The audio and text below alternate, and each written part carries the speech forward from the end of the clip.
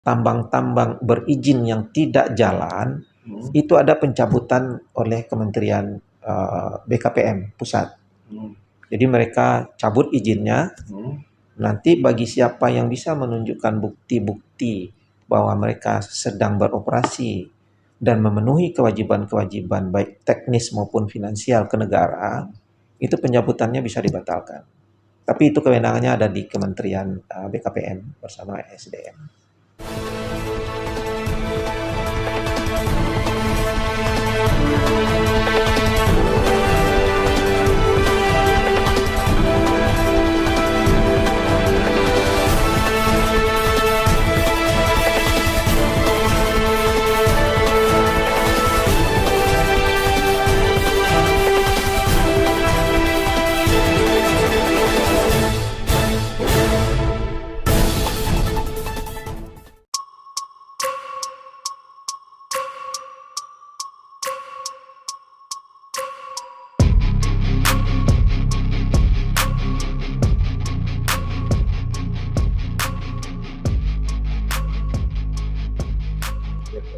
Izin pertambangan dari Sumatera Barat, Pak. Kita ingin mengetahui lebih jauh seperti apakah kondisinya, karena beberapa waktu lalu ada perubahan kewenangan dari provinsi pindah ke pusat, dari pusat ternyata dibalikkan lagi ke provinsi.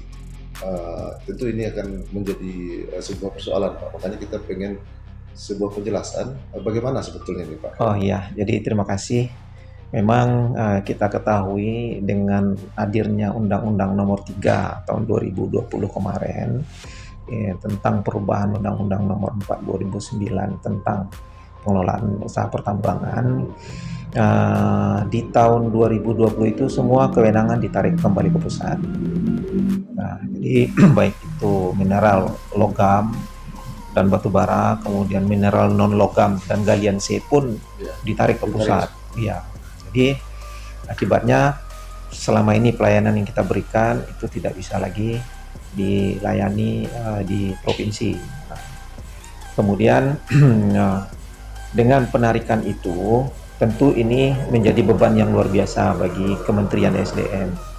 Sementara kita ketahui aparat di kementerian itu sangat terbatas.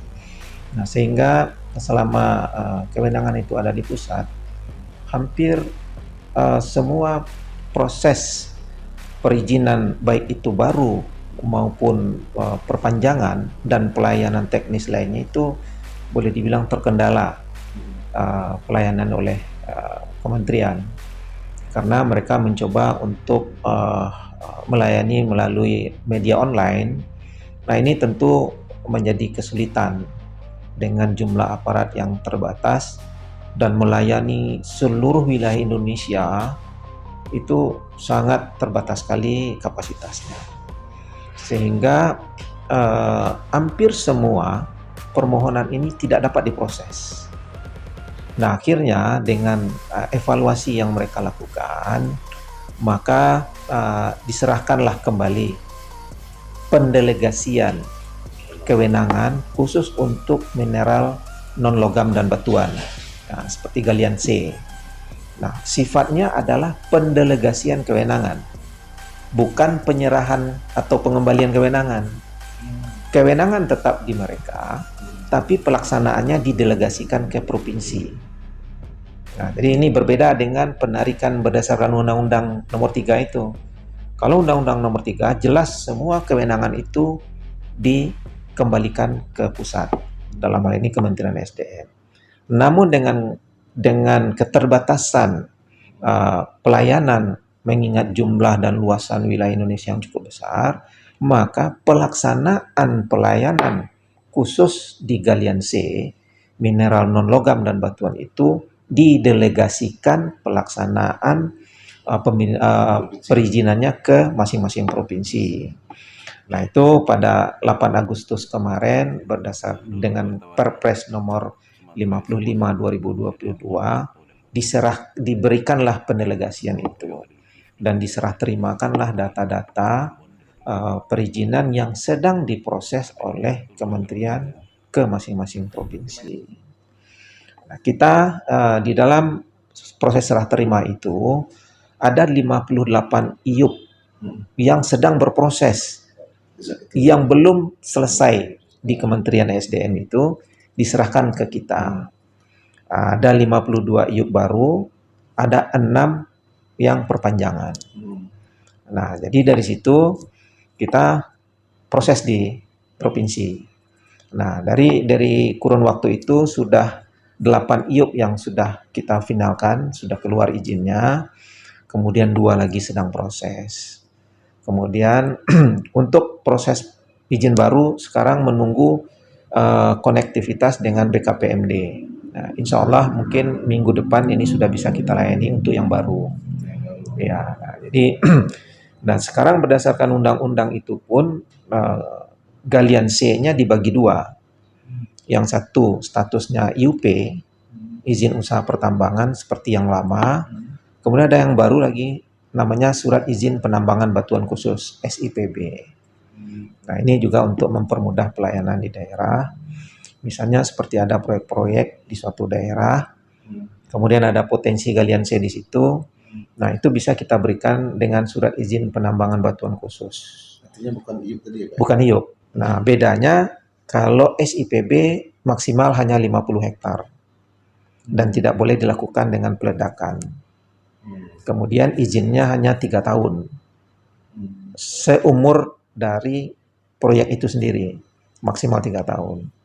Nah, kalau IUP itu bisa 5 tahun dan bisa lebih dari 50 hektar. Berarti itu sudah jalan ya Pak ya? Artinya Ya udah. artinya yang sekarang berapa kita Pak berdasarkan data yang masuk di SDM sendiri? Nah, itu yang sudah kita proses SIPB itu ada 7 SIPB yang sudah kita keluarkan. Kemudian ada 2 yang sedang berproses. Nah, untuk IUP yang sedang berproses di kementerian sudah kita lanjutkan, itu tadi saya sampaikan ada 8 IUP yang sudah selesai. Kemudian ada 2 yang sedang proses. Jadi total sekarang IUP yang berizin di Sumatera Barat itu ada sekitar 125 IUP yang berizin. Ya, batuan galian C. Batuan galian C. Ya. Nah, jadi artinya kalau mereka yang melakukan kegiatan-kegiatan yang selama ini terkendala dengan pusat dalam proses perizinan sudah bisa sekarang ke provinsi kembali. Sudah lebih mudah lagi. Ya, itu kita udah prosesnya, mekanismenya seperti biasa. Jadi masuk sistem OSS online di websitenya PTSP. Nanti kami evaluasi di sini dokumennya itu otomatis. Jadi kita nggak nunggu dari BKPM lagi. Kita cek setiap hari email, mana yang masuk permohonan, kita cek persyaratan. Kalau sudah lengkap, kita proses, kita kembalikan melalui online juga. Jadi kita rekomendasikan bahwa permohonan ini sudah lengkap sesuai aturan dapat diproses. Jadi kewenangan provinsi nih Pak, artinya kan tadi ada bahasanya agak beda tadi Pak. Artinya pusat memberikan pendelegasian. Ya, kewenangan itu tetap ada di pusat. Artinya tetap di pusat ya, di Pak, pusat. Bukan di kita. Bukan. Artinya kita tetap memberikan. Cuman kita diminta untuk membantu melayaninya proses perizinan itu. Dan pengawasan pun tetap mereka lakukan. Oh, gitu. Ada inspektur tambang kementerian di masing-masing provinsi. Kita ada sekitar 14 kalau saya nggak salah. 14 orang. Inspektur tambang. Artinya tugas dari inspektur tambang ini seperti apa Pak? Nah, bisa disampaikan? Dia melakukan pengawasan. Jadi izin-izin yang sudah kita terbitkan, kita sampaikan ke mereka, ini silakan diawasi bagaimana pelaksanaan teknis penambangannya yang baik, kemudian masalah K3-nya, lingkungannya. Tapi dalam melakukan pengawasan, mereka tetap koordinasi dengan kita. Nah, kemudian kita juga bisa meminta mereka kapan saja.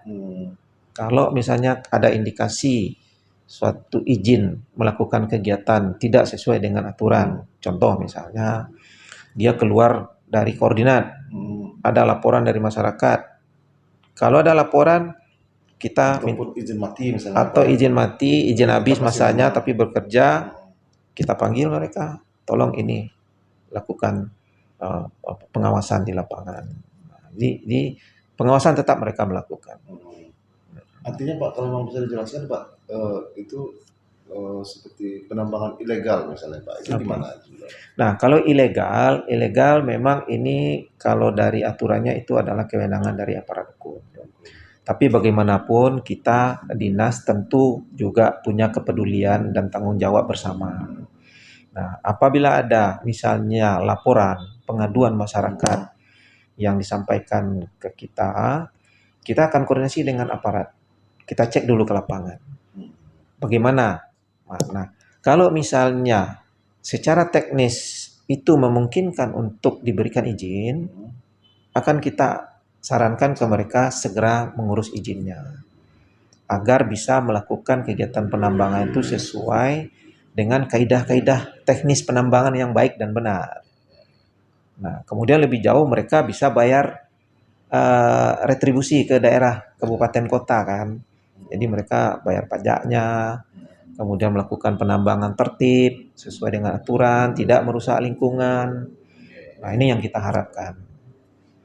Nah, tapi kalau dia tidak layak secara teknis melakukan penambangan, otomatis kita minta di polis lain atau diberikan pelang di situ bahwa Itu tindakan yang akan kita lakukan ya itu Pak. yang akan kita lakukan. Mungkin bisa juga kepada sanksi pidana ya Pak. Bisa, karena undang-undangnya menyatakan itu. Barang siapa yang melakukan usaha penambangan tanpa izin, itu dapat dipidana, penjara, Ya. dan denda. Nah, jadi ini nggak main-main. Nah, jadi kita imbau masyarakat dengan adanya pelayanan perizinan di provinsi, ayo segera ajukan ke Artinya sudah provinsi. lebih mudah ya Pak. Lebih mudah, tidak ada kesulitan di dalam baik secara teknis maupun administrasi. Kalau yang nggak paham, silakan datang ke dinas atau ke PTSP. Kita masing-masing staf kita sudah paham dan bisa memberikan penjelasan bagaimana mekanismenya. Dan perizinannya tidak sulit. Biaya pun hanya yang resmi, biaya reklamasi, jaminan reklamasi. Biaya lain tidak ada kita pungut. Nah, itu sesuai. Karena semua online kan. Nah, jadi ini masuk online, kita breakdown, kita download dokumennya, evaluasi, nanti kita upload lagi. Silakan ke PTSP. Artinya untuk wilayah Sumbar Pak, ada nggak keterbatasan artinya kita memberikan misalnya sekian persen hanya untuk tambang, ada nggak ketentuan seperti itu Pak untuk wilayah pemilihan wilayah? Jadi dalam proses penerbitan izin kita mengacu kepada tata ruang. Masing-masing kabupaten kota kan punya tata ruang. Nah, memang itu kita syaratkan sebagai salah satu syarat untuk perizinan, mereka harus minta rekomendasi dari tata ruang. Kemudian bebas dari hutan lindung. Nah, nanti di dalam penerbitan dokumen lingkungan, apakah itu UKL, UPL atau AMDAL, itu juga dibutuhkan oleh Dinas Lingkungan Hidup. Nah, sehingga memang makanya tadi saya bilang kalau misalnya ada temuan illegal mining, kita cek lagi lokasinya. Baik secara tata ruang, secara lingkungan maupun secara teknis. Ada 3 aspek di situ. Kalau dia memenuhi aspek yang 3 ini, kita akan minta dia segera mengurus izin. Tapi kalau dari kondisi lapangan kita temukan ini tidak memenuhi kriteria yang 3, otomatis kita minta tutup, stop, dan tidak boleh lakukan kegiatan penambangan. Nah, nanti tentu aparat akan memantau. Kalau masih melakukan kegiatan, itu bisa dipidana berdasarkan Undang-Undang Nomor 3. Itu sudah menjadi tanggung jawab dari aparat penegak hukum. Tanggung jawab kita bersama sebetulnya. Aparat penegak hukum kan hanya menindaklanjuti teknisnya. Artinya masyarakat, kita dinas, aparat itu juga, Bapak juga lah dari media kan. Mari kita sama-sama melihat lingkungan kita itu biar terjaga kondusif, tetapi kegiatan-kegiatan penambangan juga bisa berjalan. Untuk emas sendiri tambangnya gimana itu Pak? Ya, kalau emas itu kewenangannya ada di pusat, itu tidak ikut didelegasikan ke kita. Jadi mulai dari perizinan, pengawasan, itu semua. Tapi di Sumatera Barat ada ya Pak ya? Ada. Tambang emas di Sumatera Barat itu ada beberapa, tapi belum ada yang beroperasi. Sekarang masih dalam tahap eksplorasi. Kemudian juga ada yang sudah beroperasi tapi ada kendala di lapangan. Kemudian kemarin juga dalam rangka penertiban tambang-tambang berizin yang tidak jalan, itu ada pencabutan oleh Kementerian BKPM pusat. Jadi mereka cabut izinnya. Nanti bagi siapa yang bisa menunjukkan bukti-bukti bahwa mereka sedang beroperasi dan memenuhi kewajiban-kewajiban baik teknis maupun finansial ke negara, itu pencabutannya bisa dibatalkan. Tapi itu kewenangannya ada di Kementerian BKPM bersama SDM.